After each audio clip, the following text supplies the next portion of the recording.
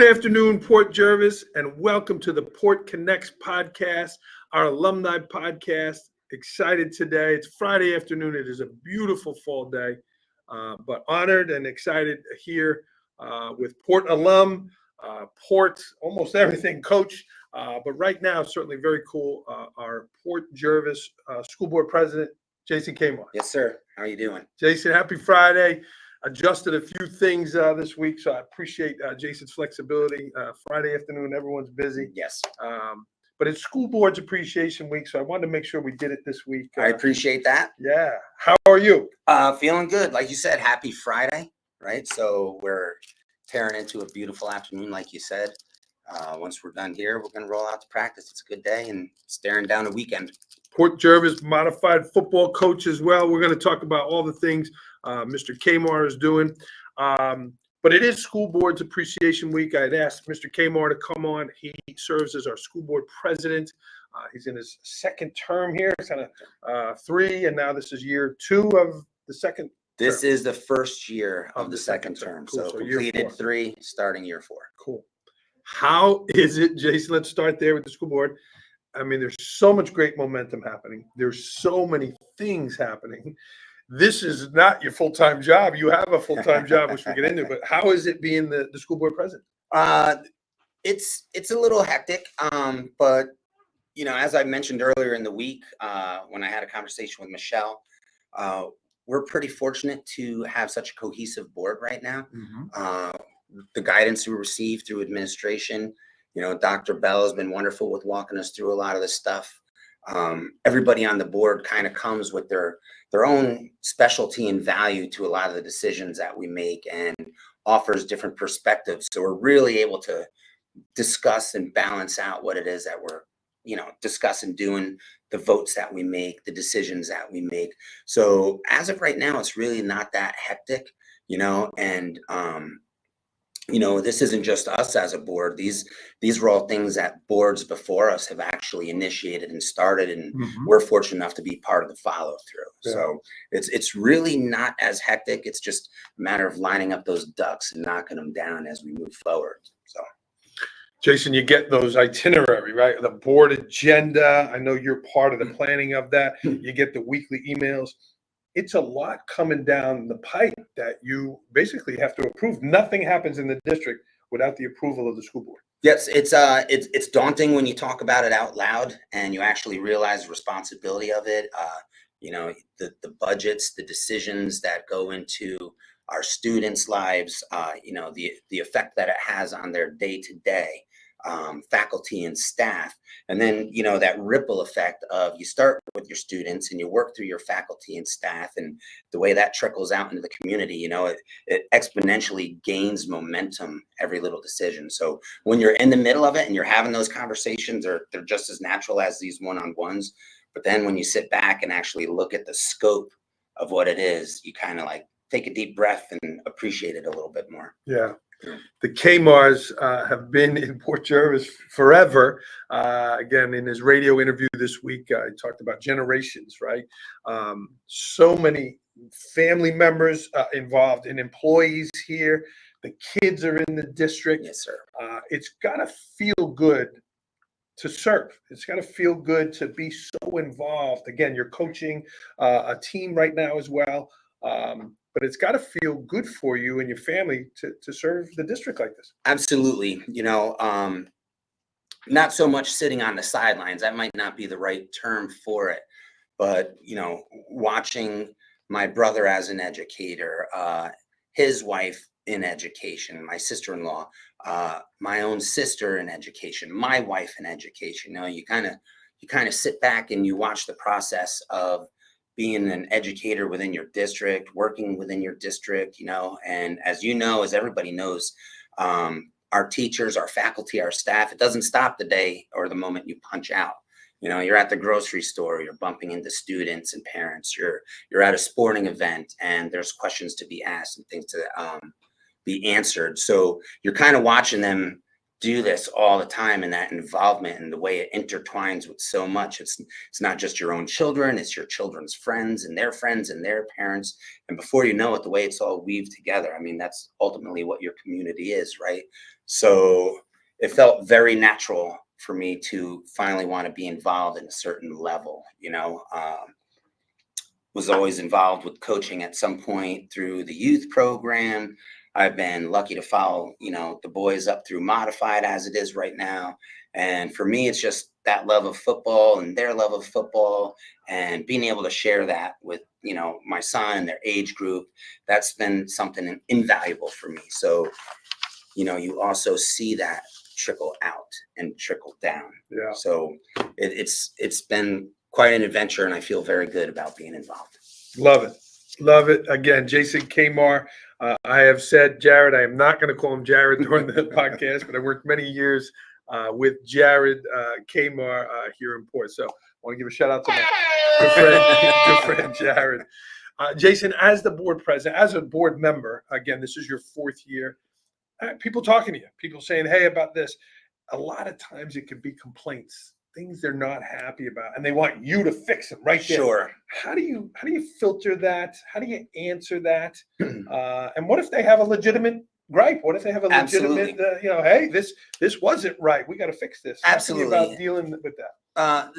The first step is just to actually listen to it, right?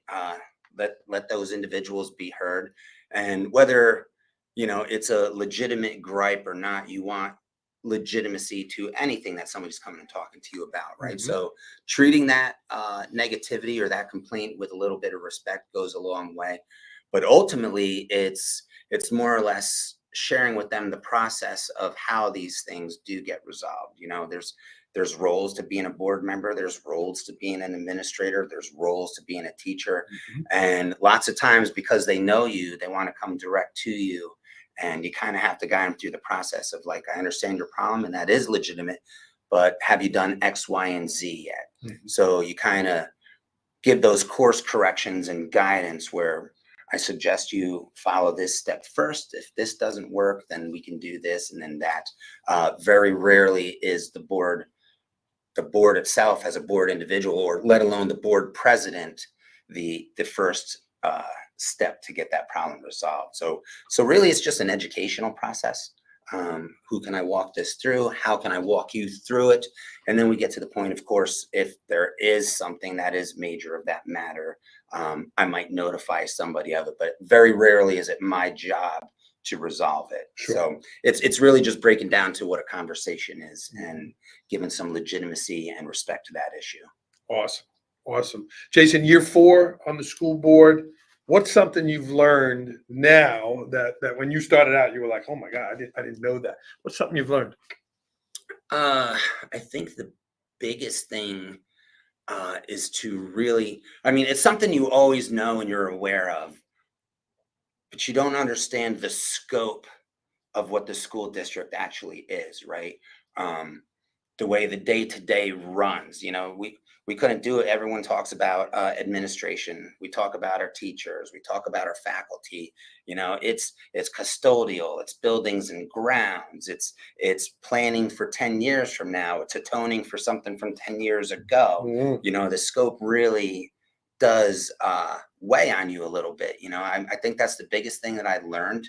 I like to think that I've always contemplated choices and decisions prior to making them, but you really have to stare down the road a little bit and what is best for the district. You can't just make singular decisions for one group. How do we do this as a whole? Yeah. So that was a big learning process, just understanding how large of a district we actually are and what these decisions entail. Someone told me once as principal, never tear down a wall that you don't know why it was built. Correct. And learning why it was, and then again, what is that ramification of 10 years from now? Absolutely. Why tear down a wall if you don't know why it was built? You lose something or give something away now, you may never get it back again. All these different things that kind of have to roll into those decisions you make. Yeah. What is necessary? What isn't? In addition to board president, Jason is a Port grad, class of '94. Jason, I loved what you wrote in the pre-show questionnaire here. You so respectful towards so many of the coaches you've had, and Gary Spears and Frank Bell, starting when you were little into the personnel here, deeply impacted you. Mentors, great teachers. Your high school principal, you spoke about Mr. Latini a lot. Oh, yeah. You had a great experience as a student. Share with me a little bit about your time as a student. Well, I mean, especially now that we're getting older, right? It's a little bit easier to look back and understand, uh, you know, those that have shaped you, where some of your ethic comes from, whether it's your work ethic, your morals. Um, Growing up in this town, especially back then, I don't want to get into those nostalgic when I was young and this, that, and the other thing, but there's a lot of truth to it, right? Your family raises you the way your family raises you, and many of our families in the community here have done it right. And one of the things that was done back then, and we still do it now, and I just remember it differently, but the old latchkey system, and kids did spend more time alone, and kids were handed off to different programs and stuff like that. So, I remember your Pop Warner days. You mentioned Coach Spears and Coach Bell. Like, these were, as close to family as some of your uncles may have been. You were literally spending 2.5 hours a day with these men, and then on the weekends, and they're working the same ethics that your parents are teaching you, the same morals they're teaching you. And then as you come up through the school system, that was all secondary stuff. But I've been fortunate to have so many wonderful teachers. Like, I can literally tell you stories from first grade to senior year, from Mrs. Maraski to Miss Lenahan, you name it. There's almost a teacher to 4 in every grade that really do just stand out to you. They really hit it home. Education back then, you got to remember, I was a Sullivan Avenue kid, right? So we had the 3 elementary schools at the time. You had HBE, obviously, ASK, and Sullivan Avenue. So you had these smaller pockets of not quite neighborhood schools, but very much isolated communities to what it is now. It's kind of not as enlarged as the district has become. So then you'd go through 6th grade, and you get to that big moment of going to the middle school with a new EME now, where there was a lot of unknowns. You were meeting new teachers, but lots of times new kids too. You didn't know these other students from the 2 other schools for the most part. If you weren't on a team with them at some point, brand new experience, and then you all kind of held hands together as you rolled into the high school as freshmen, so forming those bonds with the students and those different things, those teachers from Sullivan Avenue into those teachers we had, in that transition at middle school, and then obviously high school, those formidable years of being a teenager and rolling into adulthood, countless, Mr. Latini, I remember him in the middle school. They really started those conversations, and not in a negative way. Lots of positive stuff. You're doing the right things. These are good groups to be in. My wife and I say it all the time to our kids, but those were some of the first conversations of show me your friends and I'll show you your future. Right. So very true. We shared in that. Very true. Awesome. If you are watching live, jump in and say hello. Family, friends, other Port Jervis graduates would love to have you jump in the show and say hello. Jason, one of the words you used in here, I love it. You talked about accountability, that they taught you, accountable for your actions, your decision makings on the field, but also in school. And that has stuck with you. I mean, you're in law enforcement. You talk about accountability. Talk to me about that lesson of accountability from your mentors and teachers.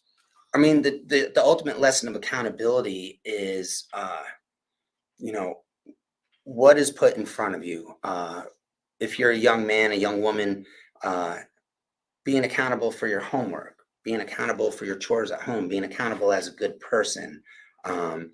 Are there hiccups? Are we kids? Yes, we are. All that kind of stuff happens. That's very natural, right? But to be accountable is to own yourself, right? To own your decisions. And you talked about my transition into law enforcement and how that accountability has gotten to me. We just use a different word for it. We literally call it ownership, right? So it boils down to that decision making, whether it's right or wrong. I own it.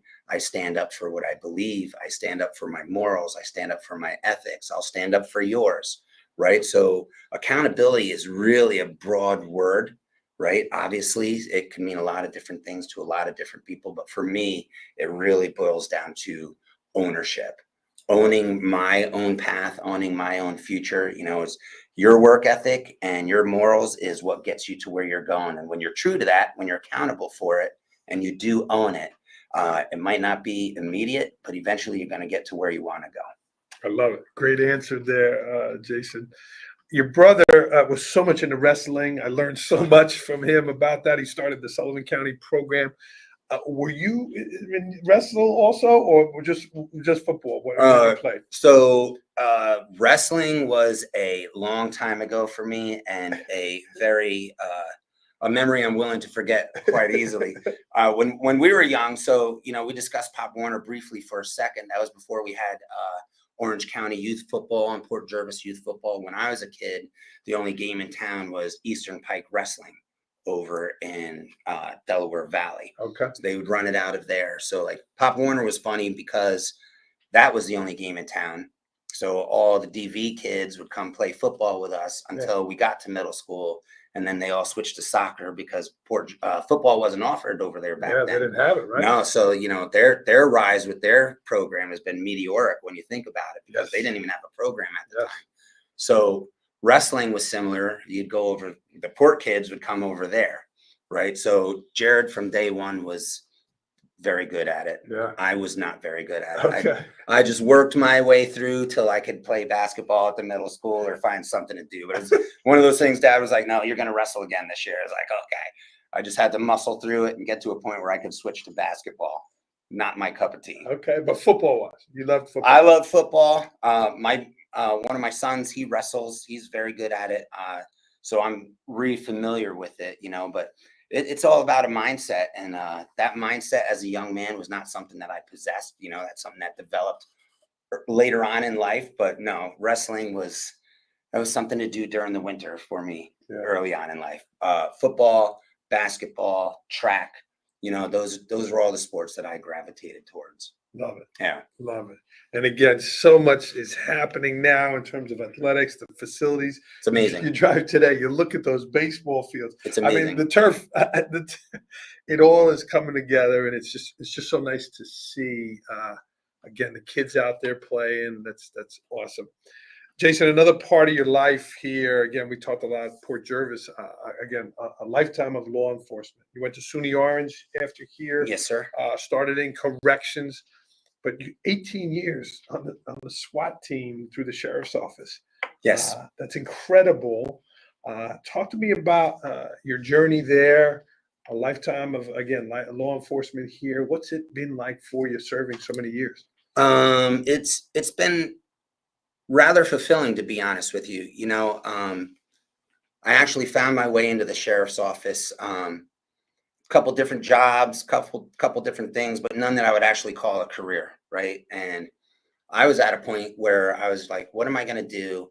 I'm not happy with what it was that I was doing. And the test for corrections had come out. I was like, you know what, let me take this test. I went ahead and took it. I scored fairly well and got hired on that first volley of hires they took from that particular test. And I didn't know what it would entail, especially going into a correctional facility can be fairly daunting if that's not a environment you've ever been familiar with, right? So it was very interesting from get-go. Once I was in there, you were given the opportunity later on. That's one of the beautiful things about the sheriff's office is you have the corrections division, you have the roads division. Within the two divisions, you have multiple career paths. There's K9, there's the Marine unit, they have drone units, the negotiations unit, the SWAT team in general. There's gang information, intelligence within the jail. There's a lot of stuff you can do that's just outside of what you think those walls might entail. So I was fortunate enough to test onto the SWAT team at the time. I got on early in my career. So I'm in my 20th year at the sheriff's office. I spent about 18 years on the team. It was referred to as a special operations group, still is. But that's a young man's game, so we got to a point where it was time to hand the baton off, pass the torch, if you will.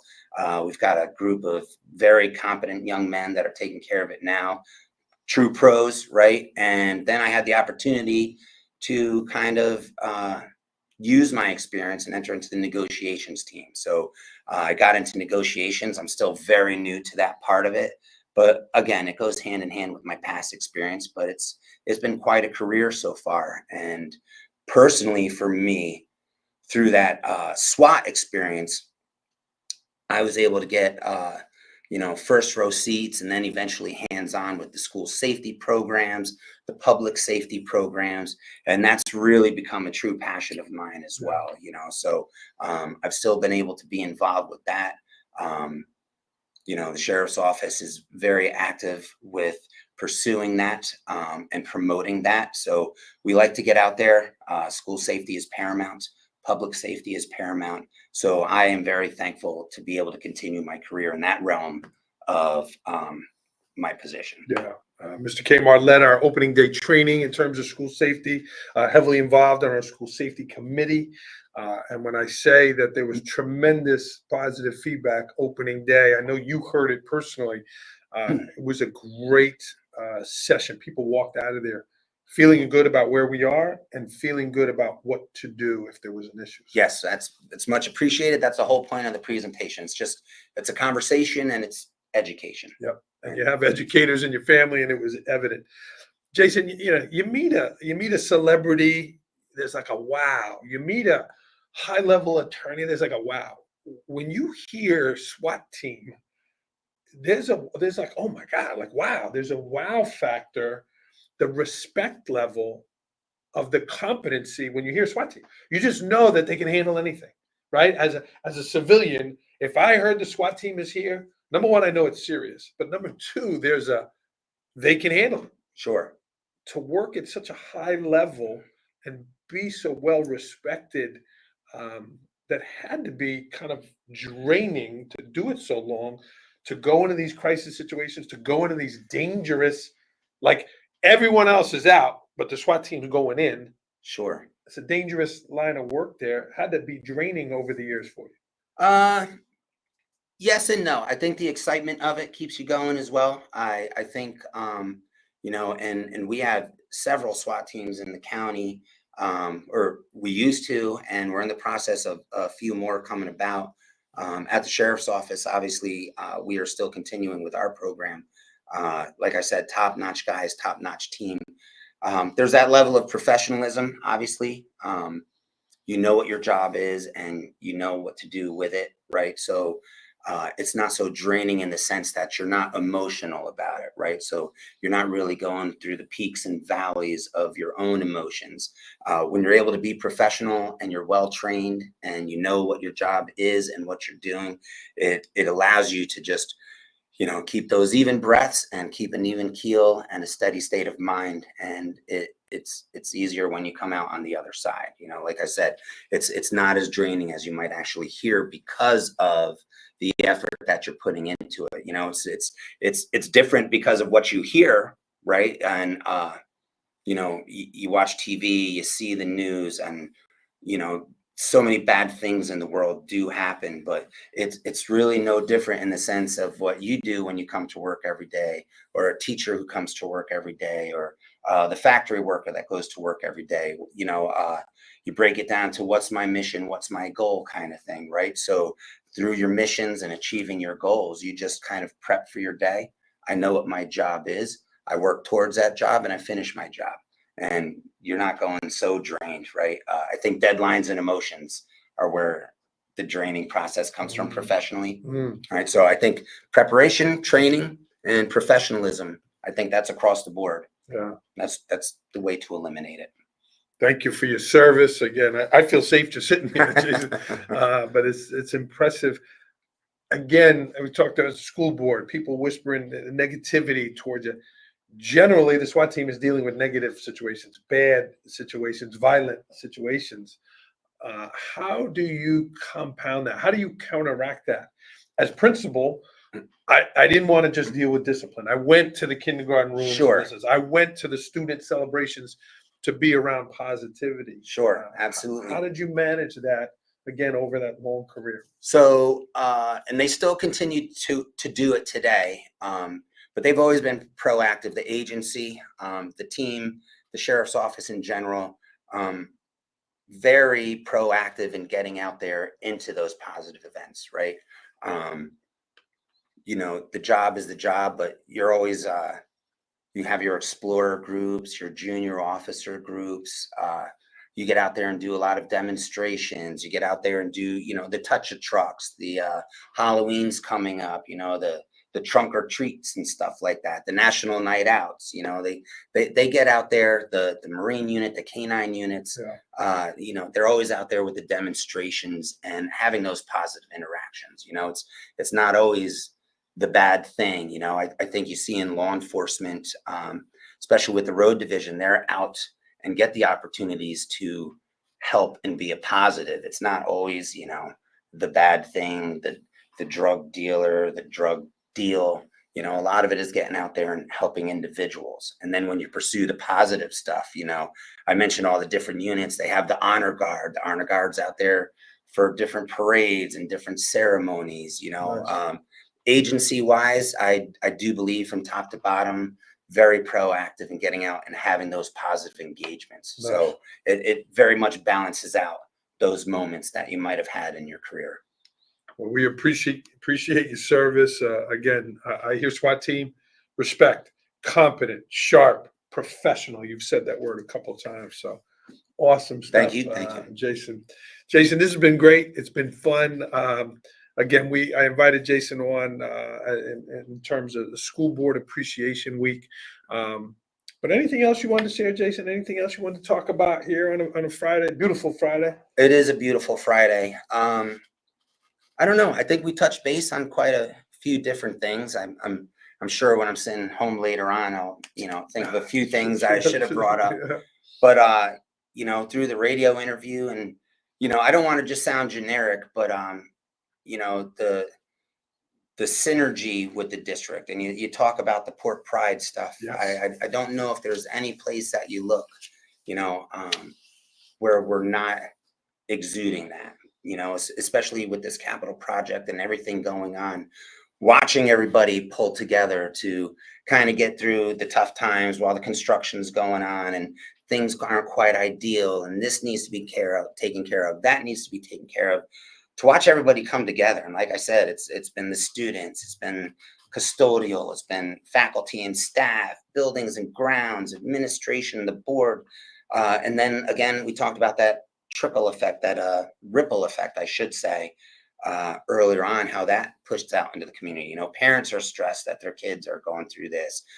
Families get stressed because their parents are going through this. So for the whole community to pull together, and that's why I use that synergy for it.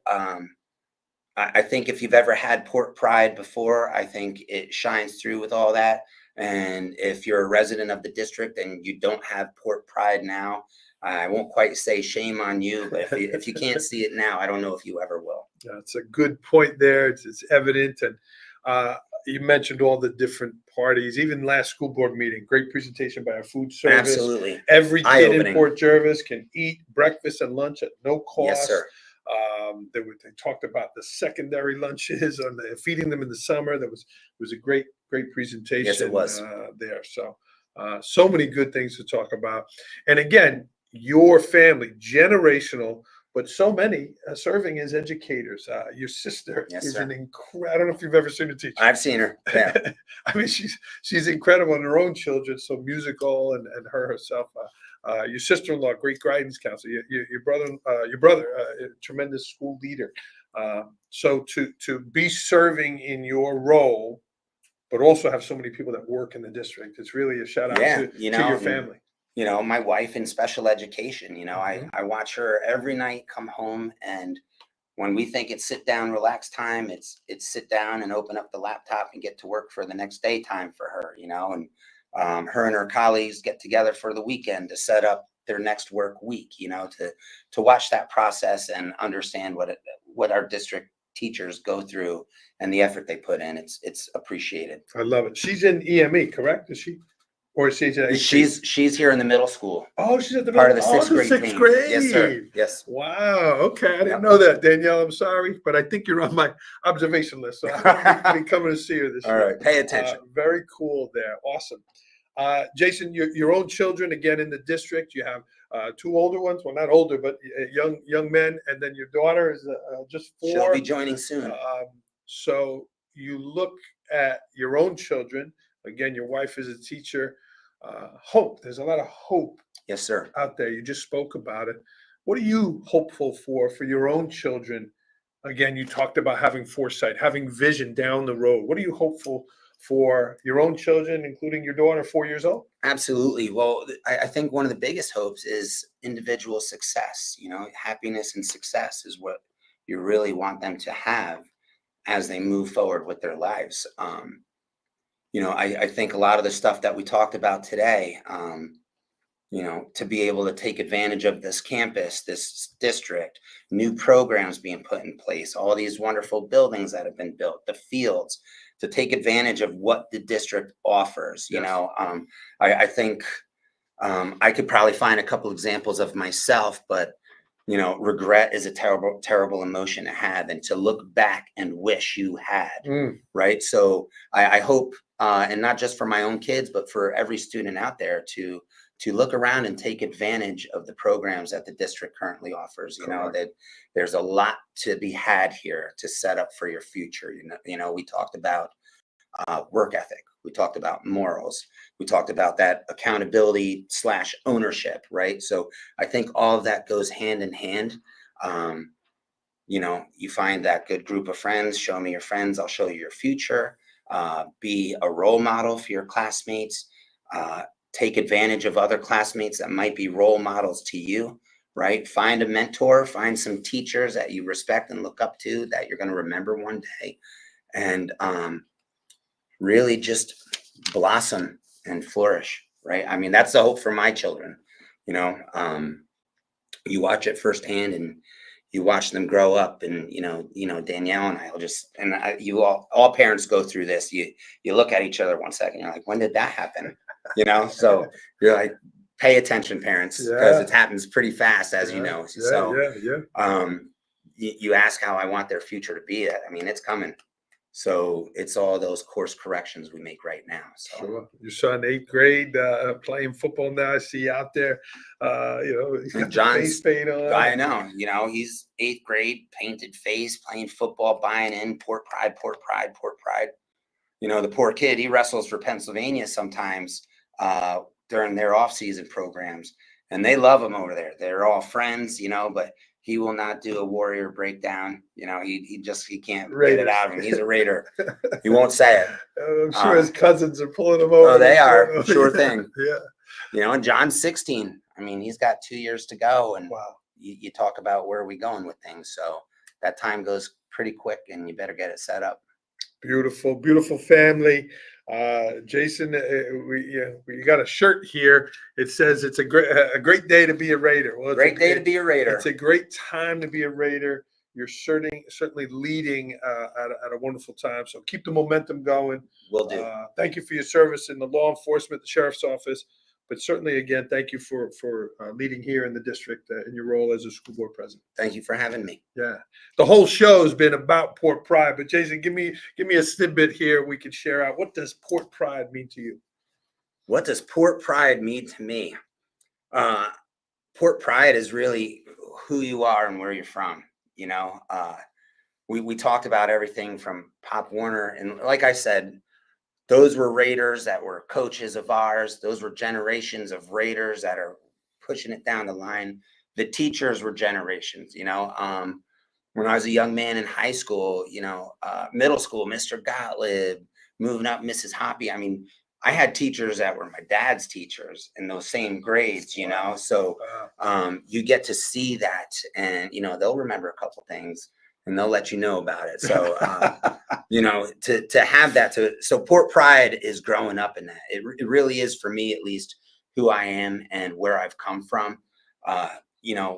Working over in Goshen, quite a few of my colleagues are from other towns, and it's not the same. My friends from Middletown, they don't talk about their hometown the same way. My friends from Goshen don't talk about their hometown the same way. My friends from Monroe Woodbury don't talk about their hometown the same way. And they know when they want to get me, they'll poke at Port a little bit, and we'll have that conversation. But it's a different animal coming from over here. Oh, yeah. It's that close knit community, family oriented. Everybody knowing one another, everybody looking out for one another. It's Port pride in general, taking pride in who you are, who your family is, what school you came from, what town you lived in, and, promoting that. My kids have it. I know their friends have it. And it's fun to watch new generations of kids come out with that same pride. Awesome. Your nephew was on the program a couple weeks ago. Owen killed it. God, What a great job. He did incredible. Owen's having a great senior year. Shout out to Owen, the homecoming king. The future, talking about it, but he was so, again, to hear it from someone older, right? Not calling you old, but then to hear him a few weeks ago was awesome. So, Jason Kahmar, friends, leave him a positive comment in the notes here, and appreciate some time today. Absolutely, thank you. All right. Good luck to you. Again, School Board Appreciation Week. A shout out to all of our school board members